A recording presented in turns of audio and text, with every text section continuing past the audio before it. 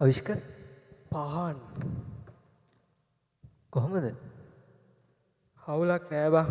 ඒත් ලොකු ප්‍රශ්නයක් මගේ ඔළුවේ තියෙනවා. මන් දන්නවා පහන්. අවිෂ්කත් එක්ක මං කතා කරන්න හිටියේ. අවිෂ්කගේ ප්‍රශ්නේ මට තේරෙනවා.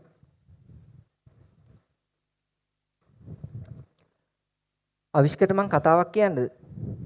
මොකද්ද මචං? මේක අපේ පන්සලේ ස්වාමින් වහන්සේ මට කියපු කතාවක්. මේක බුදුරජාණන් වහන්සේ දේශනා කරපු කතාවක්. ගමක යාළුවෝ දෙන්නෙක් ඉන්නවා. මේ යාළුවෝ දෙන්න බං කතා වෙනවා මේ අපි දියුණු වෙන්නේ කොහොමද කියලා. අපි දියුණු වෙන විදිහක් කතා වෙද්දී දෙන්න කියනවා අපි යන් මේ ගමෙන් ගිහිල්ලා දියුණු වෙන විදිහක් බලමු කියලා. ඊට පස්සේ මේ දෙන්න යනවා ගමෙන්. ඊට පස්සේ මේ දෙන්න ගොඩක් දුර යනවා ගම් නියංගම් පහු කරගෙන යනවා. එතකොට එනවා බං ගමකට ගොඩක් දුරකට ගියාට පස්සේ මේ ඒ ගමේ ගෙවල් ගානේ ගොඩවල් ගහලා තියෙනවා අර තෘණ වර්ගයක් තියෙන බං හන කියලා. හන කිව්වේ අර ඒකෙන් බං මේ නූල් එහෙම කියන්නේ. හරි. දැන් මතකයි. ඔව් දැන් ගෙයක් ගානේ මේ හන මිටි ගහලා දාලා තියෙනවා. එතකොට බං මේගොල්ලෝ දැන් කතා වෙනවා මේ යාළුවෝ දෙන්න මේ අපිට මේ හන මිටි ටික අරගෙන ගිහිල්ලා මේගොල්ලන්ට යම්කිසි මුදලක් දීලා දියුණුවක් වෙන්න පුළුවන් නේද කියලා. එතකොට දැන් මේ දෙන්න ගිහිල්ලා බලනවා ගෙයක් ගානේ අයිතිකාරයෙක් ඉන්නවද කියලා. මේ ගෙවල් වල අයිතිකාරයෙක් නැහැ. ගමේ කවුරුත් නැහැ. ඒක කවුරුත් නැති නිසා මේ දෙන්න කතා වෙනවා කවුරුත් නැහැ. එහෙනම් අපි මේ හන මිටි ටික අරන් යන් කියලා. ඊට පස්සේ මේ දෙන්න හන මිටි ටික අරගෙන යනවා යන්න. ඊට පස්සේ මේ දෙන්න ඒ හන මිටි ගොඩ ගහගෙන යනවා දිගටම. එතකොට තවත් ගම් නියංගම් පහු කරගෙන ගව් ගානක් ඒගොල්ලෝ දුර යනවා. එතකොට මේගොල්ලෝ වෙනවා ඒ තවත් ගමකට ඒ ගමේ තියෙන්නේ පිත්තල භාණ්ඩ. පිත්තල භාණ්ඩ හදන ගමක්. එතකොට ඒ ගමෙත් අර විදිහටම අයිතිකාරයෝ කවුරුත් නැහැ. මේ එතකොට එක යාළුවෙක් කියනවා මේ යාළුවෝ දෙන්නගෙන් යාළුවා මේ බලන්න මේ ගමේ තියෙන පිත්තල භාණ්ඩ. අපි මේ හන ටික පැත්තකින් දාලා මේ පිත්තල භාණ්ඩ ටික අරගෙන අපි යන් අපිට ඒකෙන් මේ හන වලට වඩා වටිනා මුදලක් හොයාගන්න පුළුවන් කියලා. එතකොට අනිත් යාළුවා කියන්නේ මේ මට බෑ මොකද මේ හන ටික මෙතෙන්ට වෙනකන් ගෙනාවේ මම. මගේ ශක්තිය වැය කරලා මම ගව් ගානක් දුර මේ හන ටික ගෙනාවා. ඒ මගේ දාඩිය වැය කරලා ගෙනාවු හන ටික මම අතාරින්න සූදානම් නැහැ කිව්වා. එතකොට අර පිත්තල භාණ්ඩ ගමු කියපු යාළුවා පිත්තල භාණ්ඩ ටික ගත්තා. හන අතාරින්න බෑ කිව්වා. හන දාලා එන්න බෑ කිව්ව යාළුවා හන ටිකම තියාගෙන ඒ දෙන්න යනවා. මේ දෙන්නටම දියුණු වෙන්න ඕන දෙන්නෙක්. ඊට පස්සේ මේ දෙන්න තව දුරටත් යනවා ගම් නියංගම් පහු කරන් ගව් ගානක් දුර යද්දි තව ගමකට එනවා. මේ ගමේ තියෙන්නේ රත්තරන් භාණ්ඩ. එතකොට දැන් අර පිත්තල භාණ්ඩ මේ ගමත් අර වගේම තමයි කවුරුත් නැහැ. අයිතිකාරයෙක් නැහැ. එතකොට ඒ කියන්නේ මේගොල්ලෝ හොරකමක් කරනවා නෙමෙයි මේගොල්ලෝ අහන්න කෙනෙක් බලනවා නැහැ කවුරුත්. එතකොට අර පිත්තල භාණ්ඩ ගෙනාවු යාළුවා එයා ගෙනාවු පිත්තල දාලා රත්තරන් අරගමු කියලා කියනවා. ඔය හන ටික පැත්තකට දාලා මේ රත්තරන් ටික වටිනවා. මේක අපි අරගමු කියලා කියනවා. එතකොට එතනදී අනිත් යාළුවා කියන්නේ බෑ.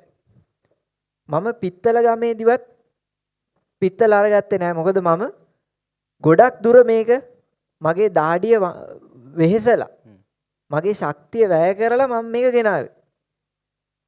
ඉතින් මම මේක අතාරින්න සූදානමක් නෑ කියලා එයා කිව්වා.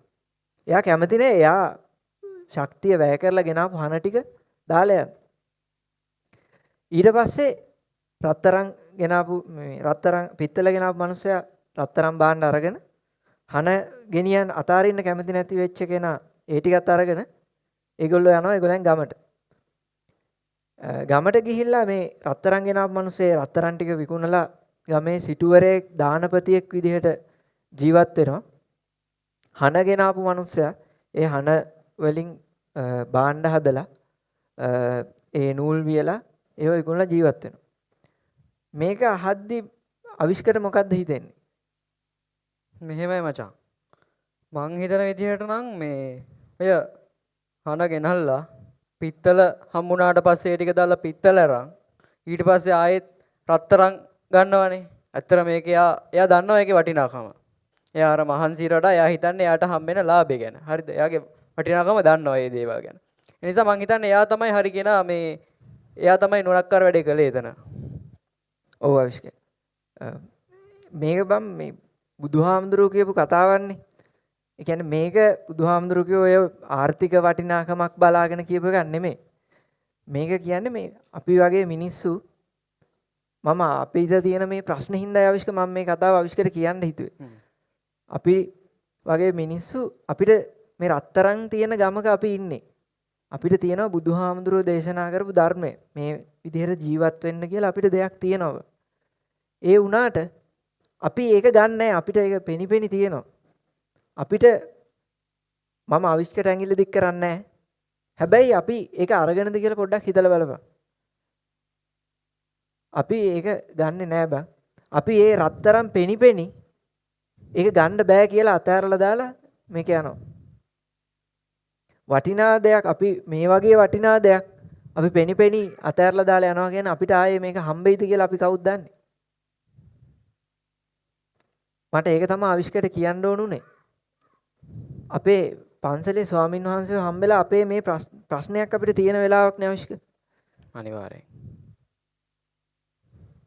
අපි අනිවාර්යෙන් මේ වසන්තටත් යම්කිසි දෙයක් පින්බිනස කරන්න ඕන. අපේ ප්‍රශ්නෙත් අපි විසඳ ගන්න ඕන. ඒක හරි. මට තේරෙනවා මචං. ඔබ කියපු එකෙන් මට ලොකු අර්ථයක් දැනුණා. ඒ කියන්නේ දැන් අපි මොන හරි දෙයක් කරගෙන මෙච්චර කාලයකට කරගෙන ඇවිල්ලා අපි හිතනවා ඒ දේ තමයි තවදුරටත් කරන්න ඕනේ කියලා. අපි ඒක අයින් කරන්න කැමති නෑ.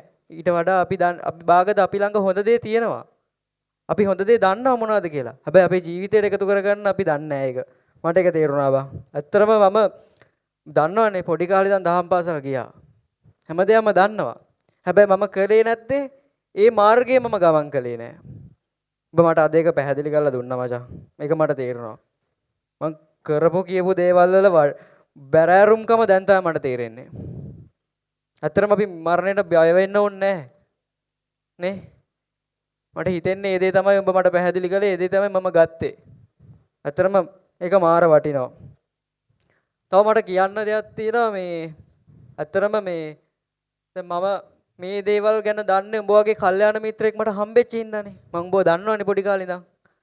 උඹ මාව යහපත් මාර්ගයට ගන්න මාර කට්ටක් කෑවේ. හැබැයි ඒ කාලේ බැරි වුණා අද තමයි මට හරියටම ඒක තේරුනේ. මේ වගේ ප්‍රශ්නයක් අවස්ථාවකදී. ඉතින් මට ඔක මතක් වෙද්දි මචං මට පොඩි ධම්මපදයේ ගාතාවක් මතක් වෙනවා. මොකද මම දහම් පාසල් කාලේ ඉඳන් මම ඉගෙන ගත්තානේ. මට මතක් වෙනවා ගාතාව. ඒක තමයි මචං යාදිසං වපතේ බීජං තාදිසං හරතේ පලං කල්යාණකාරීච කල්යාණං පාපකාරීච පාපකං. ඒ කියන්නේ මචං අපි මොන හරි බීජ වර්ගයක් වැපරුවොත් ඒ වපුරන බීජයට අනුව තමයි පළදාව හම්බෙන්නේ. ඒ වගේ තමයි අපි කල්යාණ මිත්‍රයන් ආශ්‍රය කළොත් අපි හොඳ වැඩ කළොත් ඒකේ ප්‍රතිඵලය ලැබෙන්නේ හොඳ විදිහට. අපි වැරදි වැඩ කළොත් අපි අසත්පුරුෂයන් ආශ්‍රය කළොත් ඒකේ ප්‍රතිඵලය ලැබෙන්නේ ඒ විදිහටම තමයි.